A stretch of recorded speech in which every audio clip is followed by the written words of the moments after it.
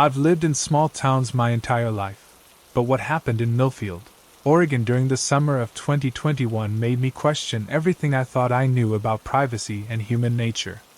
My name is Detective Sarah Richardson, and I've been with the Millfield Police Department for 12 years. What I witnessed that July still makes me check my windows twice before going to bed. It started with Mrs. Eleanor Martinez calling our dispatch at 11:47 p.m. on July 15th. She was crying, barely coherent, claiming her neighbor could read her mind. Normally, we'd file this under mental health crisis and send someone with social services training. But Eleanor Martinez wasn't some random caller. She was a retired high school principal, sharp as a tack, and had never called us for anything more serious than a noise complaint. "He knows things," she sobbed into the phone. "Things I've never told anyone. He stands in his yard and tells me what I'm thinking about my late husband, about my medical appointments, about my sister's financial problems. He knows everything." I was working the evening shift in my 2019 Ford Explorer Police Interceptor when dispatch sent me to Willow Court, a quiet residential street lined with modest single-story homes built in the 1960s. The neighborhood was the kind of place where people still left their doors unlocked and knew everyone's business, or so I thought.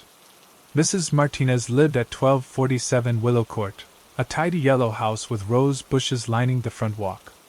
Her neighbor, the alleged mind reader, lived directly across the street at 1254.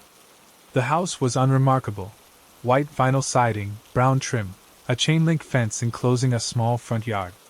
What caught my attention was how immaculately maintained everything appeared, almost sterile compared to the lived-in comfort of the other homes. Eleanor met me at her front door, a woman in her 70s with silver hair and intelligent brown eyes that were currently red from crying. She invited me into her living room, where we sat on a floral couch while she composed herself. "Detective Richardson, I know how this sounds," she began, wringing her hands. "But Harold Peterson knows things about me that are impossible. Yesterday morning, I was standing at my kitchen window thinking about calling my sister about her mortgage troubles, something I've never discussed with anyone, and Harold walked out to his mailbox and shouted across the street, 'Tell Linda she should refinance before the rates go up again.' I took notes, trying to maintain a professional demeanor while considering the possibilities. Mrs. Martinez, is it possible he overheard a phone conversation? Maybe saw mail or documents? That's what I thought at first. But it's been going on for 3 months, and it's getting more specific. Last week, I was having trouble sleeping, worrying about some test results my doctor ordered.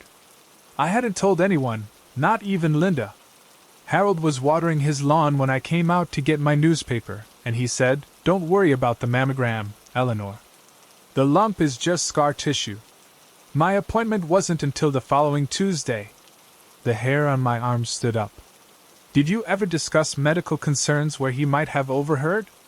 "Never. I don't talk on the phone in my front yard, and I keep my medical paperwork in my bedroom filing cabinet. But detective, that's not even the worst part."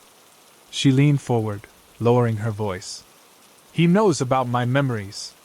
Private things about my late husband Robert. Things that happened in our bedroom, conversations we had when we were alone. Yesterday, he told me Robert would have wanted me to sell the antique watch and use the money for the roof repairs. I'd been a cop long enough to recognize when someone was genuinely terrified versus seeking attention or dealing with delusions. Eleanor Martinez was coherent, detailed, and absolutely convinced someone was violating her most private thoughts. "Mrs. Martinez, I'd like to talk to Mr. Peterson tomorrow. In the meantime, I want you to keep a log of these incidents, exact dates, times, what he said, and what you were thinking about. Can you do that?" She nodded eagerly. "I've already started. Would you like to see?" She brought me a spiral notebook filled with careful handwriting. The entries were methodical and disturbing. July 8th, 10:30 a.m. I was thinking about Robert's sister Margaret visiting for Christmas 1987. Harold called across the yard. "Margaret always brought those terrible fruitcakes, didn't she?" July 10th, 6:15 p.m. Worried about whether I locked the back door before leaving for grocery store. Harold was trimming hedges when I returned, said, "Back door's fine, Eleanor. You locked it. July 12th, 2:45 p.m. Remembering Robert singing Blue Moon while shaving. Harold was checking his mail, hummed the same song loud enough for me to hear. 23 entries over 6 weeks, each more impossible than the last. I spent the next morning researching Harold Peterson. 62 years old, retired electronics technician, moved to Millfield 18 months ago from Sacramento. No criminal history, no complaints on file, paid his property taxes on time. On paper, he was the ideal neighbor. At 2:30 p.m., I knocked on his front door. Harold Peterson answered. Average height, thinning gray hair, wearing a plain white t-shirt and khaki shorts.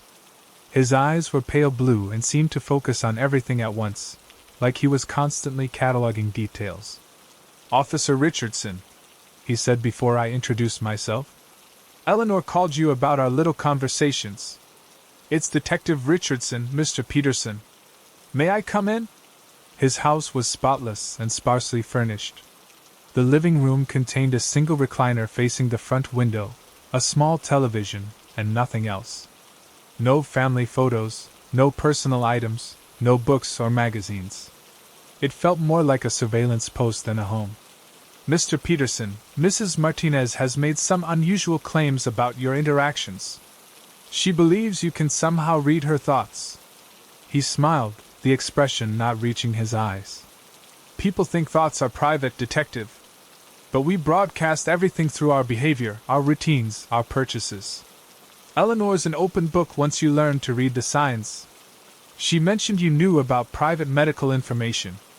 Eleanor gets nervous before doctor appointments. Changes her routine, checks her mailbox more frequently, drives past the medical center a few days early to time the route.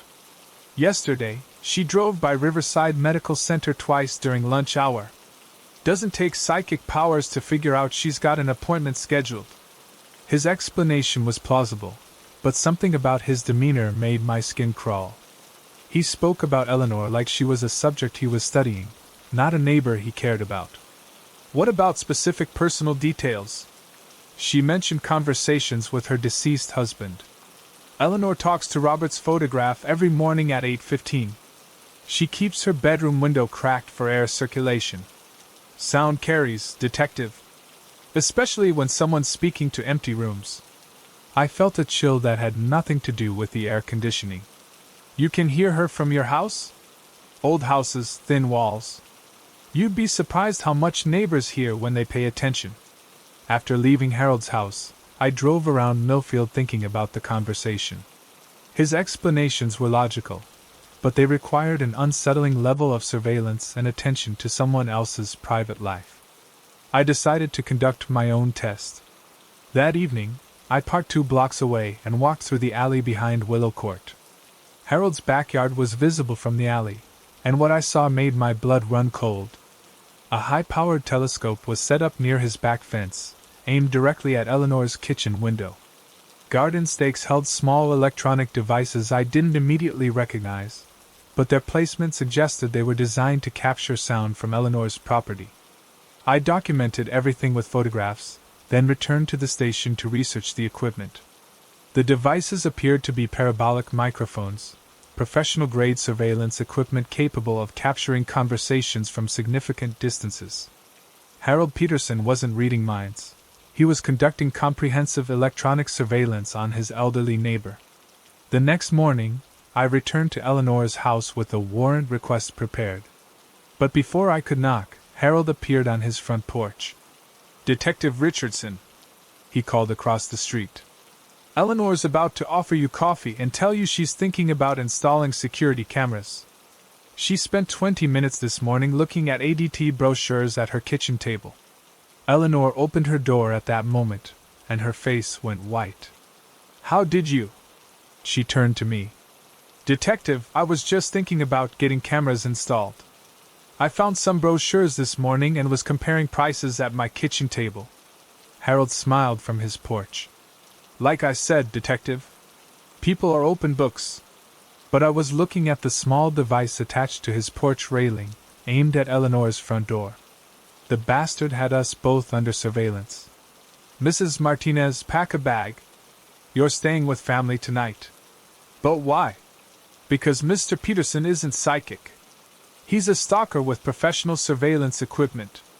Harold's smile disappeared. Within 6 hours, we had a warrant for his property. The search revealed a level of obsession that shocked even experienced officers. Every room contained monitoring equipment aimed at Eleanor's house. Computers stored months of audio recordings, detailed schedules of her daily activities, and files containing personal information he'd gathered through systematic invasion of her privacy. In his basement, we found the disturbing truth. Harold had been using the same techniques on previous neighbors in Sacramento. Police reports showed similar complaints dismissed as mental health issues or neighborhood disputes. He perfected a method of psychological torment that left victims feeling helpless and questioning their sanity.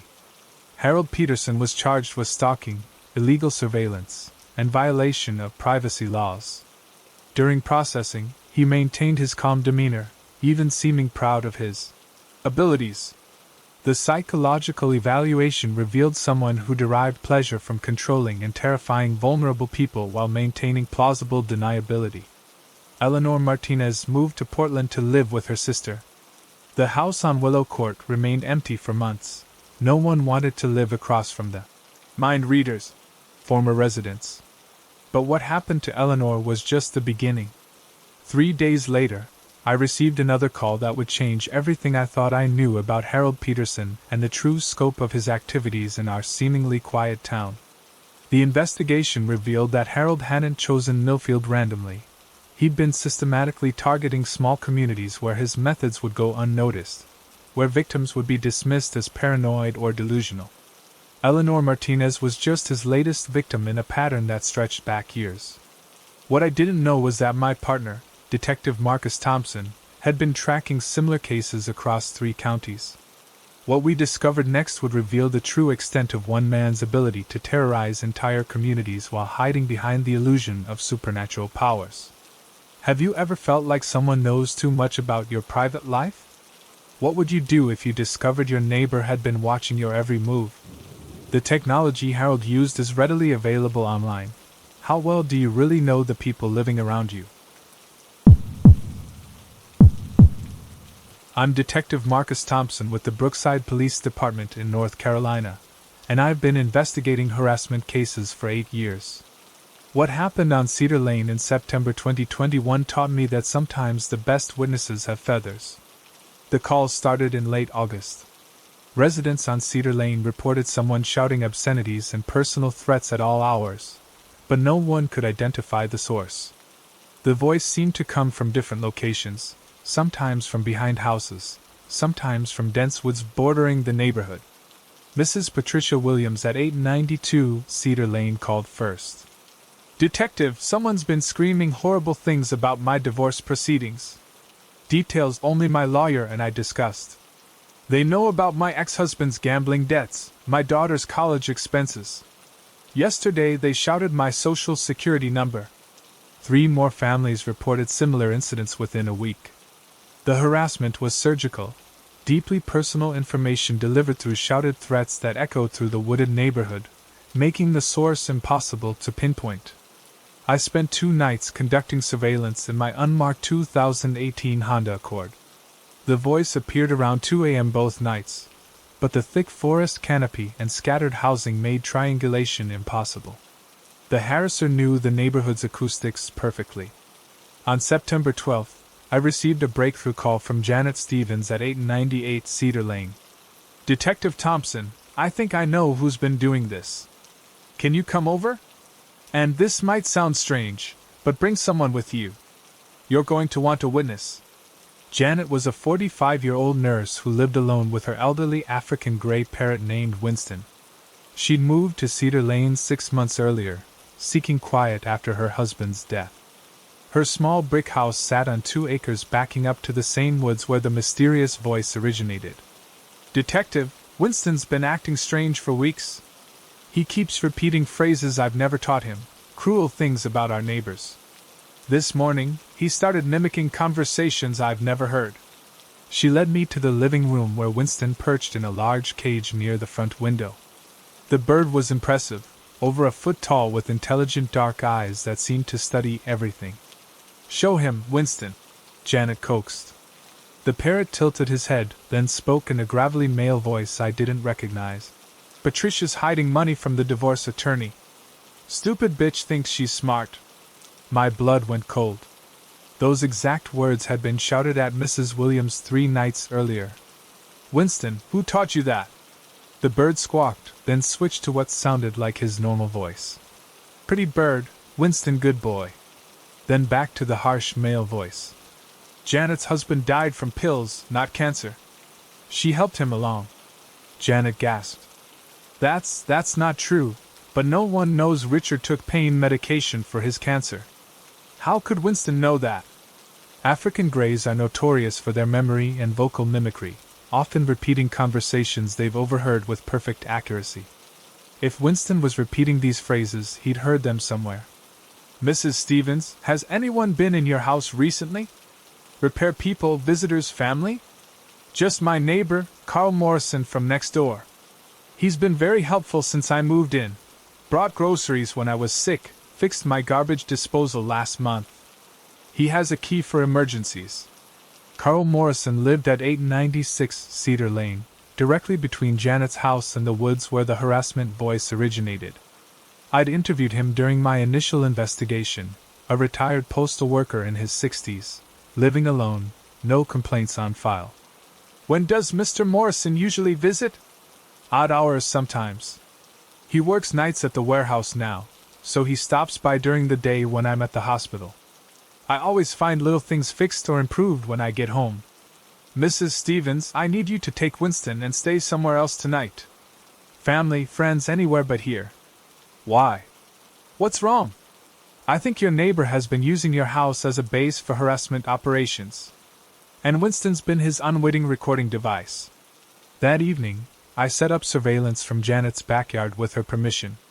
At 1:47 a.m., I watched Carl Morrison use a key to enter through Janet's back door. He moved through the house with familiarity, stopping at Winston's cage. "All right, Winston, time for today's lesson," he whispered, then spoke in the harsh voice I'd heard on recordings. "Michael Chen's been cheating on his taxes for 3 years.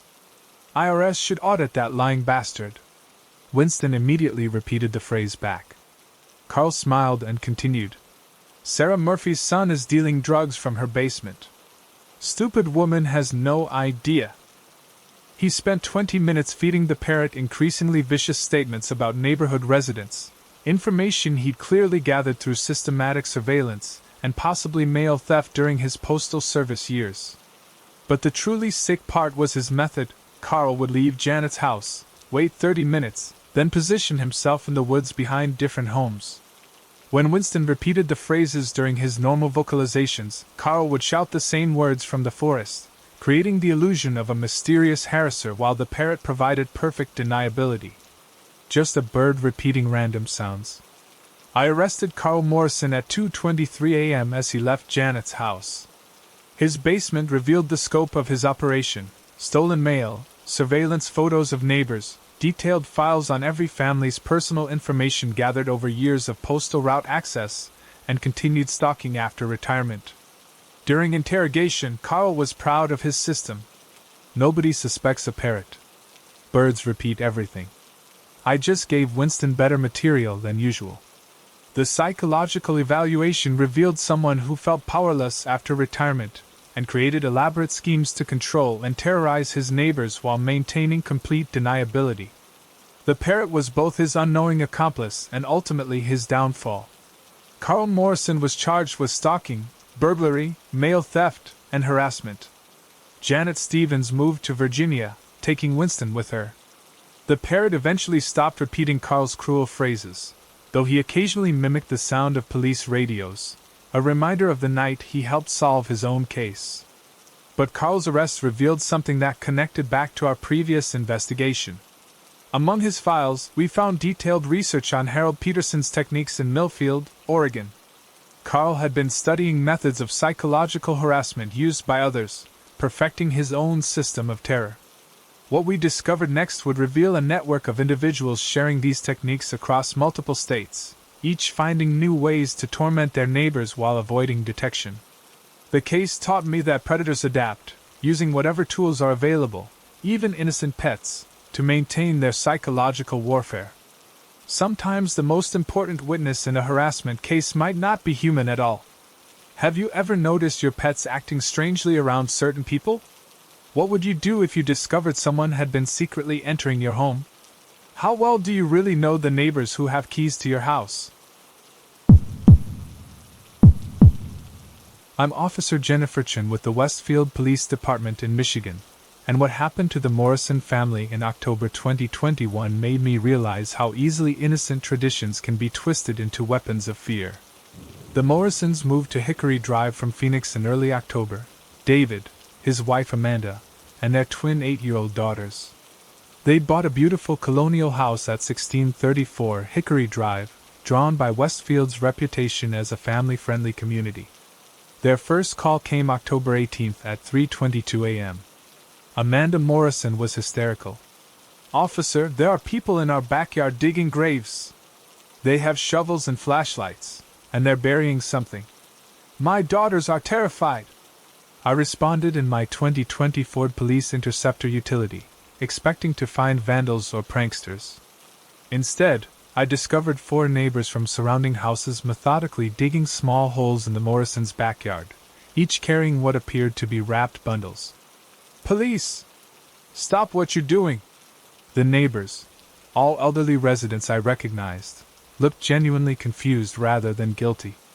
Margaret Foster from 1636 held a small bundle wrapped in a child's blanket. "Officer Chin, we're just following tradition. New families always get the pet cemetery in their backyard. It's been done this way for 40 years. Pet cemetery?" Henry Walsh from 1632 stepped forward, holding his shovel. "Every house on Hickory Drive has buried pets in the new neighbor's yard since the 1980s. Shows trust, welcomes them to the community. The Thompsons who lived here before understood." I looked at the bundles more carefully. Each contained deceased pets, cats, small dogs, even a hamster. All had died natural deaths and were being respectfully interred, but the midnight timing and lack of explanation had terrorized the Morrison family. "You've been doing this without permission? The previous owners always participated," explained Dorothy Martinez from 1638. "Figured the new family would appreciate continuing the tradition." From the Morrisons' back door, David emerged with his wife and daughters. The girls were clutching stuffed animals, wide-eyed with fear. "Officer, are those bodies?" Amanda whispered. "Pets, Mrs. Morrison. Deceased pets. This appears to be a neighborhood tradition, but one that should have been explained first." Margaret Foster looked mortified. "Oh my goodness, we scared the children. We never meant. This has always been done at night so the ceremony stays peaceful." The tradition, I learned, started in 1982 when longtime resident Ethel Parker suggested that new neighbors' first act should be caring for the beloved pets of their street family. Over 4 decades, it had become an unspoken ritual. When someone new moved in, the surrounding neighbors would quietly bury their recently deceased pets in the newcomer's backyard during the first month, creating a shared pet cemetery that bonded the community. Previous residents had been informed by real estate agents or longtime neighbors. The Morrisons' agent had retired, and the informal welcome committee assumed they'd been told. "Mrs. Morrison, they meant it as an honor," I explained. "In this neighborhood, having the pet cemetery in your yard means you're the keeper of everyone's cherished memories." Amanda looked skeptical. "People have been burying dead animals in our yard for weeks without telling us?" Margaret nodded sadly. 15 pets so far. Princess, my cat who lived 17 years. Henry's beagle Max, Dorothy's canaries. We thought you were just being respectful by not mentioning it." The daughters, Emma and Sophie, had been traumatized by shadowy figures digging in their backyard. They'd been having nightmares, afraid to look out their windows after dark. "Why at night?" David asked. "Pet funerals are private matters," Henry explained. "We've always done it after bedtime so children don't get upset, neighbors don't feel obligated to attend. Quiet and respectful."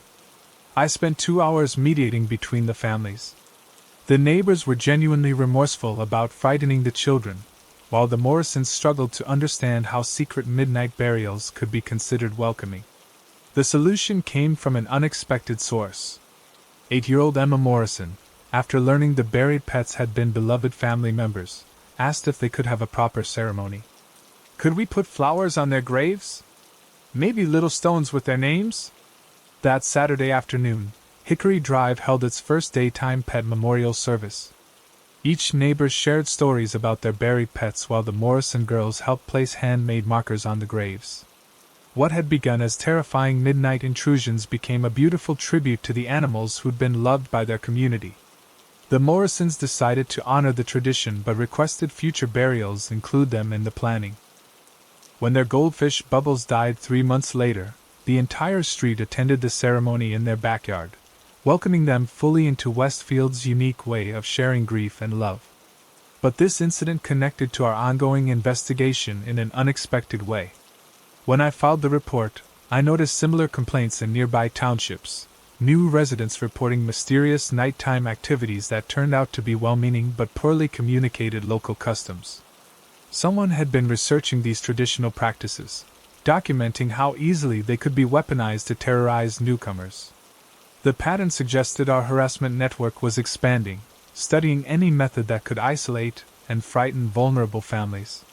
What seemed like simple miscommunication was actually part of a larger predatory system designed to identify and exploit community traditions that could be twisted into psychological warfare.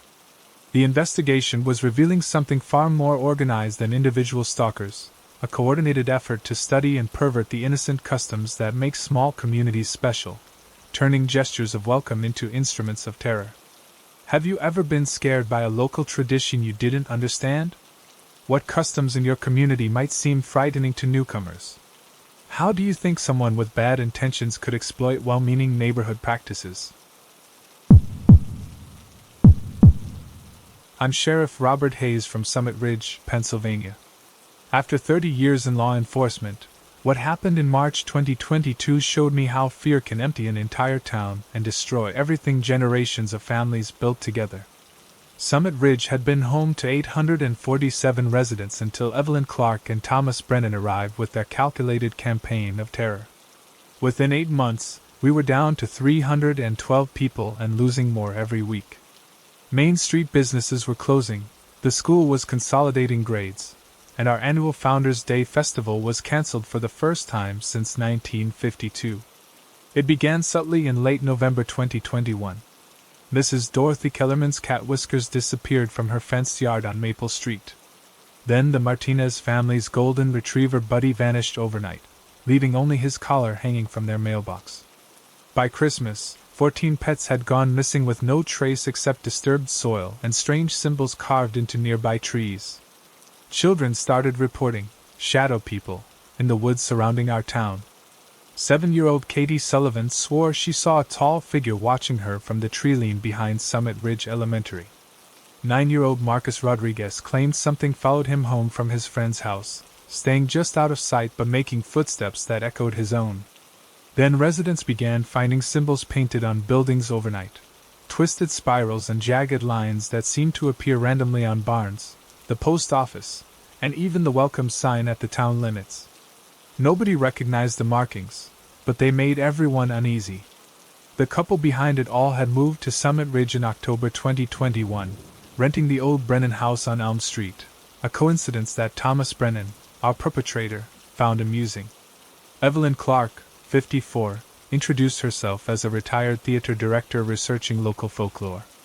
Thomas, 61, claimed to be a freelance contractor looking for quiet retirement.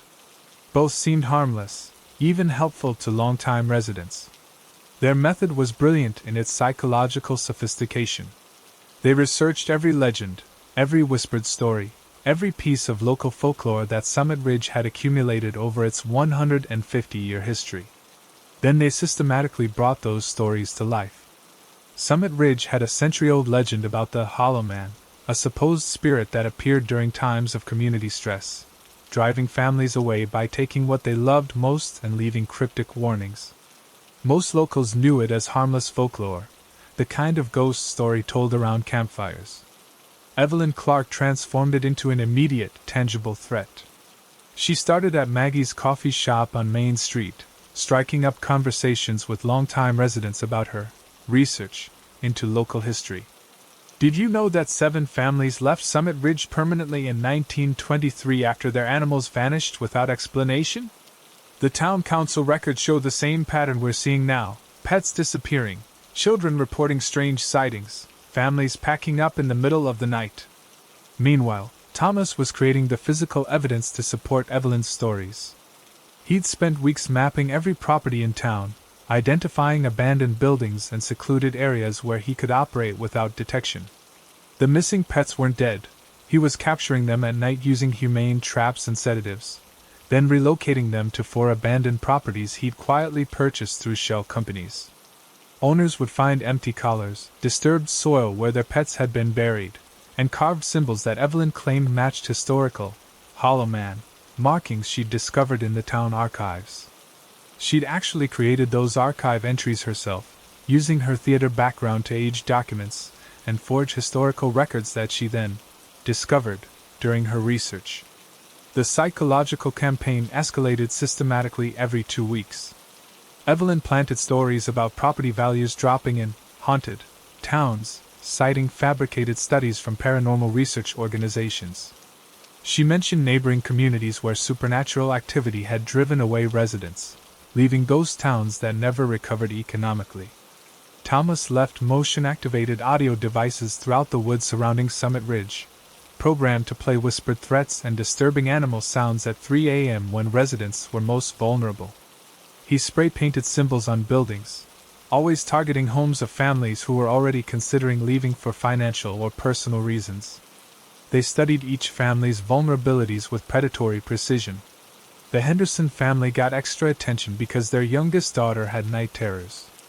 The Williams family became targets because they'd recently lost their grandfather and were emotionally susceptible to supernatural explanations. Single mothers like Janet Torres received anonymous notes, warning them to protect their children before it's too late. By February 2022, 12 families had moved away permanently. Real estate agent Lisa Murphy called it an unprecedented exodus for no apparent economic reason. Houses were selling for 30% below market value, and potential buyers from neighboring towns were avoiding Summit Ridge entirely due to whispered rumors about supernatural activity. The psychological pressure was fracturing our community in ways I'd never seen in 3 decades of small-town policing. Neighbors suspected each other of fabricating stories. Long-standing friendships dissolved over arguments about whether the supernatural activity was real. The town council meetings became battlegrounds between believers and skeptics, with both sides demanding action nobody knew how to take. Local businesses were failing as foot traffic disappeared. Murphy's hardware store, which had been family-owned for 4 generations, closed after 78 years because customers were driving to neighboring towns rather than risk encountering the Hollow Man. The Summit Ridge Diner, our unofficial community center, was serving maybe a dozen customers per day instead of the usual 50. The breakthrough came from an unexpected source. 8-year-old Michael Torres, Janet's son, had been having trouble sleeping due to the whispered voices in the woods behind his house. Instead of being paralyzed by fear like many children, Michael decided to record the sounds on his mother's phone during a camping trip in his backyard. When I analyzed the audio recording, electronic distortion patterns were clearly visible on the spectrogram. The whispers weren't supernatural. They were being generated by cheap voice modulators, the kind available online for less than $50. I launched full surveillance operations after this discovery, setting up hidden cameras throughout the wooded areas where supernatural activity was most frequently reported. On March 12th, I captured footage of Thomas Brennan placing audio equipment near the Martinez property at 2:47 a.m., wearing dark clothing and moving with the practiced stealth of someone who'd done this dozens of times. The abandoned Morrison house at 1847 Pine Ridge Road, which Thomas had purchased through a shell company called Allegheny Holdings LLC, contained the entire operations nerve center. Sophisticated audio equipment worth thousands of dollars filled the basement. Upstairs, I found all the missing pets, 17 cats, 11 dogs, and 3 rabbits, alive, well cared for, and living in improvised but comfortable enclosures. Their main office was a testament to psychological manipulation. Detailed maps showed optimal locations for supernatural manifestations, based on sound propagation studies. Schedules coordinated Thomas's evidence planting with Evelyn's story distribution, ensuring maximum psychological impact. Financial projections calculated property acquisition costs once real estate values crashed to their target levels. Evelyn kept extensive psychological profiles on every family in Summit Ridge. File folders contained information about each household's fears, weaknesses, financial situations, and social connections. The Kellermans were targeted because Dorothy was a natural gossip who would spread stories quickly. The Rodriguez family got extra attention because Marcus's father was on the town council and could influence municipal decisions. They documented everything: which families had elderly relatives susceptible to supernatural beliefs, which households had children who could be frightened into silence, which residents had influence over community opinion. The level of calculation was staggering. They'd spent months studying our community like predators selecting prey. The end game was massive real estate acquisition. Once enough families fled and property values collapsed, they planned to buy the entire downtown area and dozens of residential properties through their shell companies. Then they would discover that the supernatural activity was an elaborate hoax, revealing themselves as the heroes who solved the mystery. Property values would rebound, and they'd resell everything at enormous profit. Their business plan projected acquiring $4.2 million worth of real estate for approximately $1.8 million, then reselling for $5.1 million after the mystery was solved. They'd calculated that psychological warfare was more profitable than traditional real estate development, with lower legal risks and faster turnaround times. We arrested them March 15th during a staged haunting at Summit Ridge Elementary School.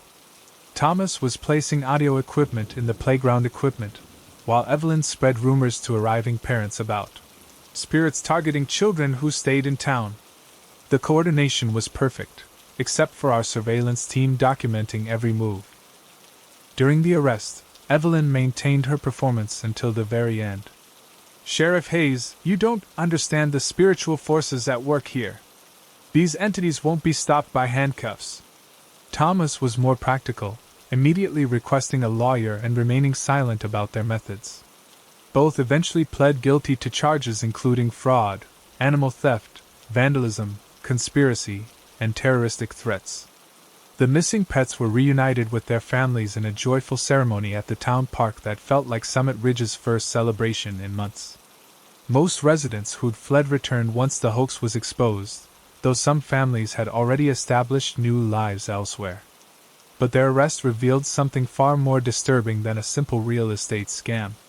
Evelyn's research files contained detailed studies of psychological warfare techniques from across the country. She had documentation of Harold Peterson's surveillance methods from Millfield, Oregon. Carl Morrison's parrot scheme from Brookside, North Carolina was analyzed and improved upon. Reports on community traditions like Westfield's pet burial customs were studied for exploitation potential. They'd been compiling a comprehensive handbook of psychological warfare techniques specifically designed to terrorize small communities. The manual contained step-by-step instructions for researching local folklore, identifying community vulnerabilities, creating believable supernatural evidence, and coordinating psychological pressure campaigns. They'd turned community destruction into a replicable business model. The network we'd been tracking was real and organized. Predators were sharing methods across state lines, each perfecting different approaches to isolate and control their victims. What had appeared to be random individual harassment cases was actually coordinated psychological terrorism targeting the trust and traditions that hold small communities together. Summit Ridge recovered, but slowly. The psychological damage took months to heal. Some residents never fully trusted their neighbors again. The annual Founders' Day festival returned, but attendance was lower than pre-2022 levels. Property values eventually stabilized, but several businesses never reopened. The investigation revealed similar operations in dozens of communities nationwide. Towns dismissed as haunted, or cursed, were actually crime scenes where predators had successfully driven out residents to profit from manufactured fear. In Kansas, a demon house legend was used to clear an entire neighborhood for development. In Oregon, Bigfoot activity drove families away from valuable timberland. The pattern was repeating everywhere, hidden behind supernatural explanations that discouraged investigation. The most disturbing discovery was their recruitment materials. Online forums with names like Community Acquisition Strategies and Psychological Real Estate Methods were teaching these techniques to anyone willing to destroy communities for personal gain. The methods we'd uncovered were spreading like a virus, turning neighbor against neighbor and tradition against resident. Federal investigators took over the case when they discovered the scope of the network. The forums were shut down, but similar sites appeared within weeks. The techniques had been documented and distributed too widely to contain completely. 6 months after the arrests, I received reports from sheriffs in 3 neighboring counties describing familiar patterns: missing pets, supernatural sightings, families leaving unexpectedly. The network was adapting, learning from Summit Ridge's experience, developing new methods to avoid detection.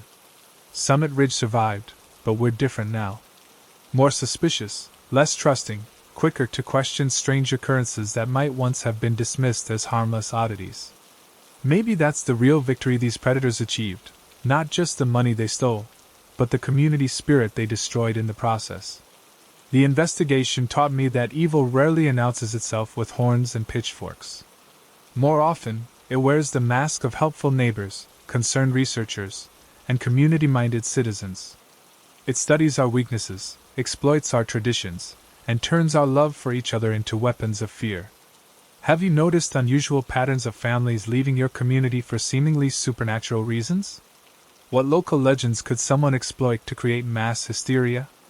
How would you distinguish between genuine unexplained phenomena and orchestrated psychological terrorism designed to drive down property values and destroy community bonds? And most importantly, how well do you really know the helpful newcomers who've been asking so many questions about your town's history? Thanks so much for watching. I can't express enough how much your support means. The likes, the comments, it all really helps the channel grow. If you enjoyed the video, make sure to hit that like button and share your thoughts in the comments below. I always take the time to read them. And don't forget to subscribe so you never miss out on any new videos. See you next time.